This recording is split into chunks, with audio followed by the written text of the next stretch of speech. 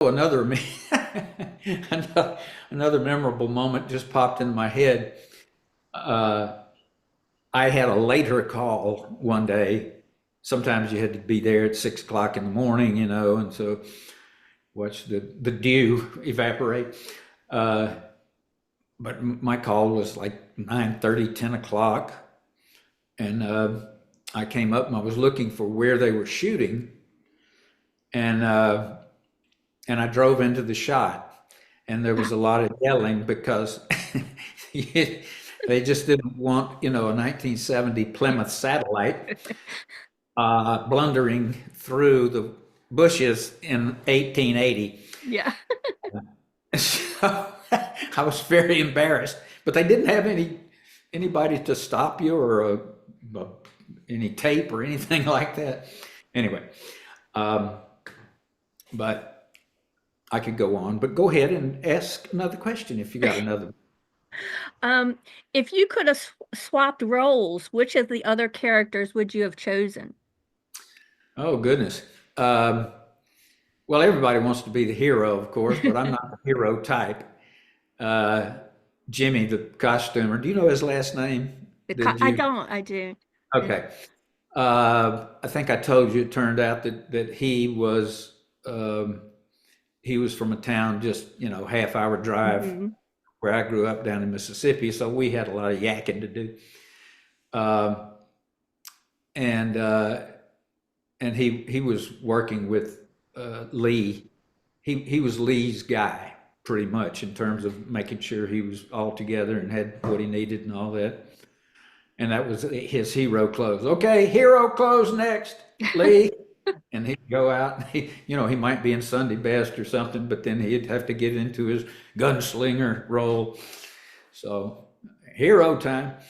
Um, but yeah, they had and I guess I can say this, but I don't think we ever took breaks for Ethan uh, Lee to have a smoke. Boy, he wanted to. Uh, I mean, when they'd say cut, if he sensed that they were going to, they say cut, print. If they said print, that means we weren't going to do another one. So uh, Lee would wave at Jimmy, and Jimmy would come over with the lighter and the cigarette ready to go. Uh, so he was his cigarette caddy as well. Anyway, I don't. But I would not have. I mean, Scotty was perfect for me. I love playing that character, and uh, there was nobody else I wanted to be. I was pleased. When you're talking about scenes, I don't know if you'll remember this scene, but there was a scene in the episode Childhood's End, and Lee and Irene Miracle, who played Sarah, were in the bar, and she's came with the circus, or not the circus, but it's the thing that came to town. And she's sitting on Ethan's lap, and Ethan asks Scotty if he can hear from over there because you're like, I guess, listening in on their conversation. Oh, And you just like leaned over the bar and you just had like this look on your face. It was like so funny. With your thumb like on your nose, and it was just a priceless look. I don't know if you remember that scene or not. I vaguely do, but gosh, I can't remember much of anything else except Ethan catching me eavesdropping. That's basically what it Yeah, was. that's what you would do it. Yeah. And yeah, it was one of those neat little moments, Hmm. that you hope the audience enjoys. Yeah, it was. It was just like Scotty. That's how he was. Yeah, yeah. So, I think let's say I've got some other. I got a story Sure. that would be interesting. Um, One day we were on set at the Disney Ranch. We were doing outdoor shots, and it was during a setup. They were not filming, and I'm going to estimate that there were probably uh, 6 to 8 horses on the set. You know, somebody was riding into town or whatever.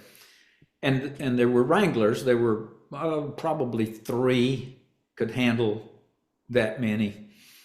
Interesting thing about the wranglers, I expected them to be cowboys and the boots and the hats and all that, baseball caps and sneakers for the wranglers. And but we were just sitting around, nothing much happening. There was we were far away from where somebody was going to shoot, I guess, so we could yak. And suddenly, every horse jumped up and was pulling on its, if it had a tether, pulling on it, trying to get away. And, you know, the whole thing, I mean, getting up on its hind legs and all that, their hind legs, it was wild. And of course, the wranglers, everybody was yelling, what? Who's going? Somebody got a BB gun? What's going on? And so it was just some chaos for a good, I would guess, 4, 5, 6 minutes while they got them settled, you know, and tied up again and all that.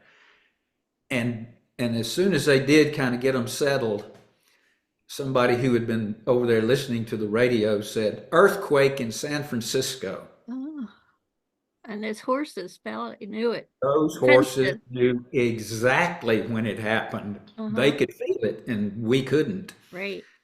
Because I don't think I talked to anybody who, I didn't feel it, but boy, they sensed it immediately because they all exploded at the same time. Right. You know, yeah. Isn't that weird? It's amazing. Animals, you know, like what they can sense like that. Oh, it really is. Yeah. I'm going to improve my vision here. Wait, here we go. Okay, there, that's better. Okay, you also, to remind you about the story of the director's chair tiff. Oh, well, I told you that one. I was given the director's chair, and someone in the cast didn't like the idea that I got one, and he or she did not, and they made a stink about it, and I had to take my director's chair home, and it has been at home ever since. Yeah, I just had that in my notes. You have any other behind the scenes stories or any? Oh gosh, I remember. Oh gosh, what's his name? I wish I'd boned up on some of these names. But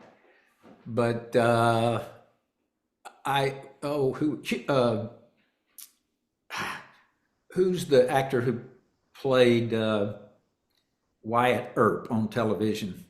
Hugh. Oh, I actually have a question here, maybe for it. Let's see, which one was Wyatt Earp? There was Chuck Connors was on there, Robert Fuller was on there, Hugh O'Brien, Johnny Crawford. Hugh O'Brien. Yeah. Hugh O'Brien was on there, and the thing that I remembered was that he was on the telephone the whole time he was there, and it seems he was talking to.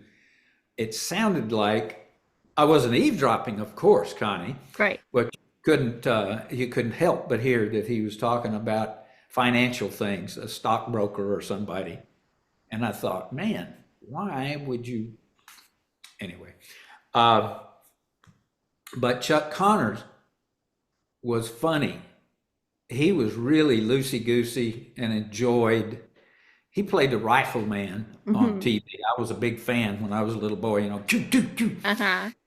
But he would joke around. In fact, you were talking about family being on the set. On that day that we were discussing earlier, my aunt, my sister's, my mom's youngest sister of 5 girls in the family, no brothers, brought her kids out there. And Garrett at that time must have been about 8, I guess, 9, something like that, my nephew. And Chuck was working that day. Chuck Connors was working that day. And he pointed at Garrett, said, and who's this one? I said, that's Garrett. That's my nephew, Garrett. Well, hello, Garrett. How are you doing? Good. Good. Fine. He knew he was a star, you know. And he said, so Garrett, you married? He's 9, you know. And of course, Garrett turned red. No, sir. But that was the kind of guy that Chuck was. He was looking for a laugh all the Mhm. time, and he was a joy to work with. Gosh, it was something that I had a scene. I was in a room with him. I've forgotten what the scene was about, but he made me laugh between takes. Uh-huh. You know, I was terrific. How are you? You know, that kind of thing. Yeah, I think he had some scenes. Well, I guess I don't know if all of, but I know he had some scenes in the bar. So I guess you had scenes with him in Uh, there. yeah. He also got hurt. Yeah, he got Shot. shot and yeah. Uh, so I remember being in the room when he was an invalid, but I can't remember much. 34 years. Yeah, that's wow. Uh, So other than yourself, who do you think was the funniest Paradise cast member in real life? oh, well, since you brought it up, Ethan was no, Lee was no slouch. He was pretty funny, Hmm. but he had uh, he was going to do a birthday party or something. Oh, I know. His oh, I wish I could remember his stunt double's name. He wasn't much of a double. He was kind of squatty, and they dressed him up, and if he had to run or just walk by a door or something, I guess he looked like him, but I can't remember what it was. Um, one reason they got a double was I'm going to forget my original point. Oh, yeah, his stunt double was having a party of some kind, and uh, and Lee asked me if I would come up with a line or two about him, and none of which I can remember right now. But anyway, I wrote Lee two or three jokes that he could use at the party, and he reported that they got big laughs. It helps when you're a celebrity and trying to be funny. People give you a break. But I thought they were funny, so I guess they were. Uh, but yeah, he was. I don't know of the guys that I remember hanging with. Um, I would have to say that Lee must have been the one quickest with the witticism. Mhm. Um, but they were everybody on there. They were pleasant folks to be Mhm. around. Nobody was a stick in the mud. Right.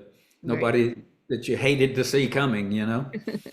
Uh, but and I'm not being self-centered, being the funniest guy on the set. I just don't remember anybody else cracking a bunch of jokes. So, are you surprised to hear that Paradise still has a very loyal following 38 years later? I am.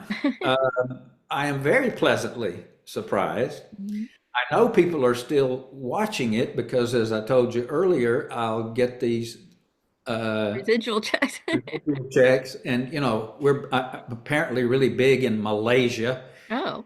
uh, Guam, uh, and various places that South Korea. Of course, they dub all these things. Of course, I'd like to hear what my Korean counterpart sounds like as Scotty the Mhm. bartender. But it's tiny little. It's amazing that sometimes you get checks that it costs them more postage than the check. Well, but Mhm. so I know it's being watched. Mhm. But like I told you, very, very rarely does anybody bring it up or recognize me or anything. So I am thrilled that somebody's still watching Paradise. Yeah, I know That's, that the first season is on DVD, but I oh, know there was like a campaign. We're trying to get like a write-in campaign to get the second and third seasons because they're uh, not, I guess they just did the first season and then they haven't done the second or third ones. So, but it well, is, like I say, it still runs on some stations sometimes, like you well, say, you get residuals. Yeah, I don't know if they play it in America. Do they play it in Yeah, America? I think, like I said, I think right now it's on MeTV Plus. I Oh, I can't get that channel. It's kind of one of those, there's like MeTV and then offshoots, and my cable channel or cable company doesn't carry MeTV Plus, but I've heard others say they can watch it on MeTV Plus. So good. Um, is it usually like a late at night thing? I think it's on like Sunday nights, like once a week. I think it might be on Sunday nights. I know a couple years ago they had it on oh, I can't remember the channel, but it was a channel I could get. And they had it on there like every Sunday, and then for a while they had it like I think every day, if I remember correctly. But Hmm. that was a couple years ago, and then they took it off of that channel, and they always turn up somewhere, hopefully. But Yeah, well, that's good to know that it's still alive somewhere. yeah. I just got a text from my stepson. He's coming in tonight. So, since you do acting, you do stand up, you comedy writing, speaker engagements, your art, which one it would be the one you would choose if you could only do one? That would have to be stand-up comedy. Hmm. Um, there's just something magical about getting up there. And I mean, you can imagine when I tell people what I do for a living, stand-up comedy, you know what the most common response to that is? No. They say, "Oh my God, that's got to be the scariest thing ever. I could never do that." Or you must be terrified, or I would be terrified, or whatever. And I totally understand that because when I first started, just like everybody, you're terrified when you're going up because you've got these beautiful jokes that you've written and you think they're going to be just gangbusters, and you get up there and you find out, oops, not all of them are. Yeah. In fact, some of them, it's a rough row for a while. It's painful. Right. When you get the rhythm and you know your job, and after a while you know what's going to be funny and what they're going to laugh at, boy, is it fun. I love nothing more. I mean, just recently I did a show for about 2,000 people in a banquet hall. I do mostly um, conferences, conventions and conferences. I did cruise ships for quite a while, but backed off of that. Yeah, um, they're slave drivers. Uh, but yeah, they want you to do too much on cruise ships. And I don't do dirty, and they want practically every comedian they hire now has to have a dirty set or an Hmm. adult set Right. that they do at midnight. Well, I don't even have one. I couldn't tell one. Um, but yeah, it's just magical to get up there in front of 2,000 people and just work them like a conductor, and know where that Where you can laugh get that laugh. going to be, and when they're really with me, I get inspired and I improvise a little bit. It's just so much fun. Yeah, that's what I would do. Interestingly, something that you didn't mention because you don't know about it, I actually made my first dollar with my wit cartooning. Um, Oh. I lived down in Key West and I drew advertising Oh. cartoons for Uh-huh. newspaper ads and such. And I made a cartoon calendar and all that. Anyway, just in the this year, oddly, I got back to it, and my objective now is to crack into the New Yorker because I love their cartoons, Uh-huh. and uh, I'm I'm getting real good response That's from good. people. My wife is quite a trusted critic of mine, Uh-huh. and she likes what I'm doing. So I'm enjoying. It's good therapy, Oh, but that's what I'm doing now. okay. I don't want to keep you too long, so I got one more question. Sure. So, with all the interviews you have participated in, is there one question that no one asked but you wish they did? Oh, gracious. Um, phew. I would love to have something roll off my tongue right now, but nothing is coming to me. Um, let's see, what would I have Connie ask me? Uh, well, I don't know. I'm just sure. Ask me, ask me about my wife. Okay. Tell me about your wife. My wife is a Marylander, as you Oh, know, grew up yeah, in Odenton. right, You grew up not far from there, right. and she is just she when she was 19, she was at Towson Mm-hmm. State, Mm-hmm. and she was in theater. Did I tell you this? Um, I don't know if you said she was in theater. You had mentioned in your email where she grew up, but where she went to college, but I don't know if you said she was in theater. she was she was in theater, and she was very interested in mime and Oh, physical comedy. uh-huh. And a professor, whoever told her, said, "You ought to go down to Florida. They've got this thing. You can train a little bit and bring back some ideas about physical comedy." Well, she went down to the Ringling Brothers, Barnum and Bailey clown Cool. camp, Yeah. and she did a 6 week intensive, and at the end of it, they offered her a contract. So she traveled as a professional clown with Ringling Brothers for Cool. 2 years, lived on a train, Uh-huh. and so a comedian married a clown. And we found that we have actually worked in some of the same amphitheaters and stuff like that. Mm-hmm. Uh, but she's very funny. She's very beautiful. She's an artist. She didn't get started making serious art until she was in her 40s, but now she's passionate about it, and she's got um, there are about the 4 galleries that represent her, Oh, wow. and she's quite accomplished. Uh-huh. She's a collage artist. That's one of her works. Oh, that's very nice. Yeah. And anyway, she is just a remarkable person, and we've been married for 20, it'll be 29 years in April, A long and time. I'm going to sign up for another 29 if she'll have me. There you go. She's just a joy, the joy of my life, and Oh, that sounds real good nice. person. You sound well suited for each other. We laugh a lot, and I think that's a big Very secret to a important. long-lasting relationship. Mhm. And she can make me laugh. She does funny walks.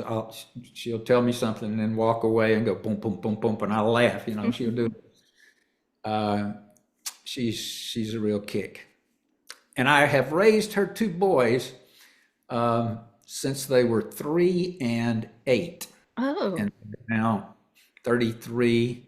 Yesterday was Spencer's birthday, and he's 33, and Griffin is 38. oh, Um, but anyway, they're joys in my life as well. oh, it would sound like you're very, very happy. I am. I had a rough going for quite a while. I had a practice wife Mhm. who did not work out, but she gave me a beautiful daughter, and unfortunately, who lives in England now with my Wow. 2 grandsons over there. But thank goodness we have Oh, Skype, yeah. but they're Oh, doing great.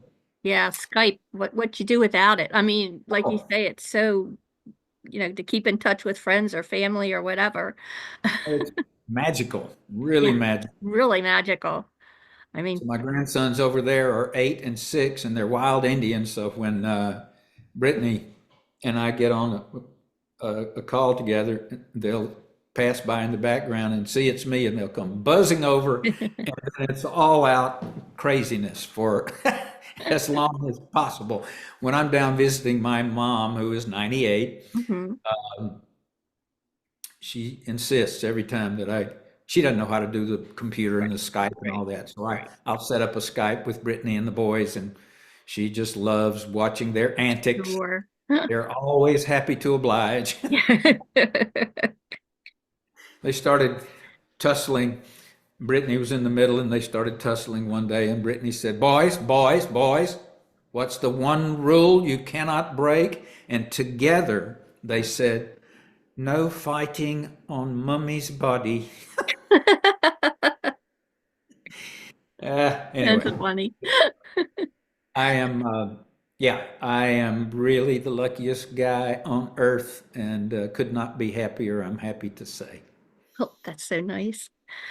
Well, just thank you again for doing this. I mean, it was so much fun. And I'm sure, It was fun for me to go down memory lane, Connie. Thank you. yeah, and I'm sure when I put it on YouTube, people will enjoy it again. A lot of people will enjoy it. So it was Well, just, good. Send me a link, please. I will. I will definitely do that. Thank you. Let Thank me you very much. I enjoyed it.